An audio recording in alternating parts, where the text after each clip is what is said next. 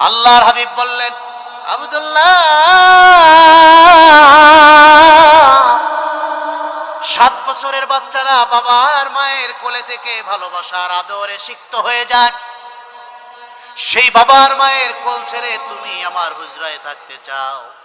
চোখের পানি ছেড়ে দিয়ে ছোট্ট আব্দুল্লাহ বলে, নবী গো, বাবার মায়ের ভালোবাসা কোনো কমতি নাই, কিন্তু রাসূলুল্লাহর ভালোবাসার কোনো তুলনা নাই। আপনার কাদা এই নূরের কদমে থেকে একটু খেদমত করতে চাই। আল্লাহর হাবিব ছোট্ট আব্দুল্লাহকে পারমিশন দিলেন। আব্দুল্লাহ রাহমাতুল লিল আলামিনের হুজরার খাদেম হয়ে যায়।